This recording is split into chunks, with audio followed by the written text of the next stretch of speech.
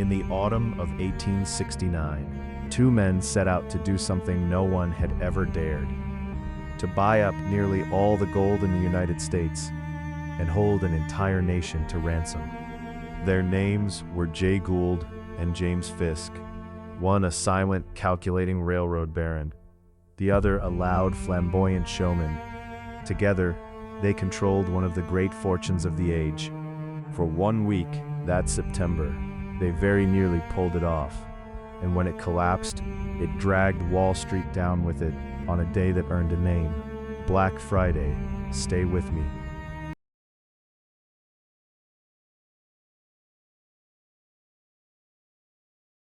This film is presented for historical and informational purposes. Every figure in this story is long deceased, and every fact is drawn from the public record and the congressional record of 1870. If you enjoy these stories, consider subscribing so you never miss a case. The idea. To understand the scheme, you have to understand the money. After the Civil War, America ran on two currencies at once: paper dollars, called greenbacks, and gold. Gold had its own trading floor in New York, and its own price, quoted as a premium against the paper. And here was the opening. At any given moment, only around $20 million in gold actually flowed freely in New York. A speculator with deep enough pockets, Gould realized, could quietly buy up almost all of it. Corner that gold, and you would own a choke point of the entire economy. Every merchant importing or exporting goods had to settle in gold. So did the farmers shipping grain abroad. Control the metal, and you could name your price to all of them. The inside track. There was only one force that could stop them: the United States Treasury, sitting on roughly $100 million in gold. A single government sale could flood the market and break any corner in a day. So the ring needed Washington to sit perfectly still. To arrange that, Gould befriended an aging financier named Abel Corbin, a man who had just married the sister of the President of the United States, Ulysses S. Grant. Corbin had the president's ear and a place at his dinner table. On Corbin's recommendation, Grant appointed a man named Daniel Butterfield to be assistant treasurer in New York, the very official who would know first if the government ever moved its gold. Gould handed him a $10,000 gift. Butterfield later called it a loan. Now, the trap was set. Through Corbin's quiet dinners, the ring worked to convince the president of something convenient: that a high price for gold was good for the farmer, and that his treasury should simply do nothing. The corner. Through September, the ring began to buy. Slowly, then hungrily, gold, which had sat near 132 in August, began to climb into the low 140s, and still they bought. On paper, Gould and Fisk came to control somewhere between $50 and $60 million in gold.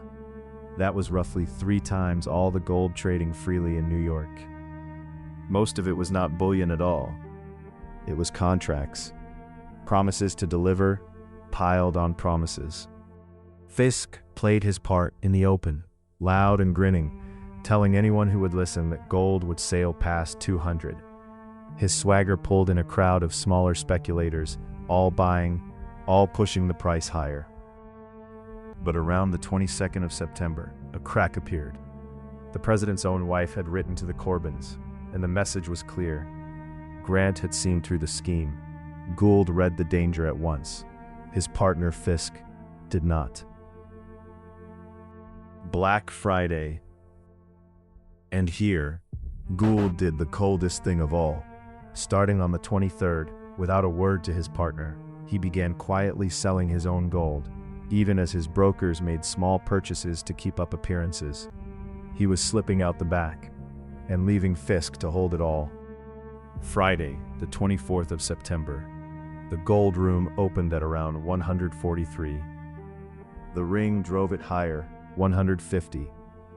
Then a frenzy, roughly 160. Fisk, still in the dark, kept buying and bragging. But in Washington, Grant had already decided. On the evening of the 23rd, he had authorized his Treasury Secretary, George Boutwell, to sell $4 million in government gold. On Friday, Boutwell gave the order. Word hit the gold room. In minutes, gold crashed from around 160 back toward 135. The corner was dead.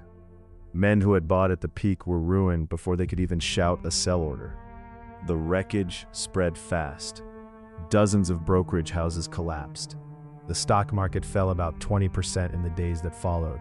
By one estimate, roughly $100 million in gold and stock value simply vanished. And across the ocean, the American grain trade froze. And the two architects? Fisk simply walked away.